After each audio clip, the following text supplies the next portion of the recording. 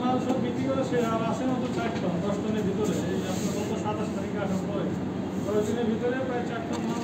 6 ton মালের মতো বিক্রি করা শেষ। এতটুকু মাল নিয়ে ও দেখছেন কি মিলটা দিচ্ছে চলে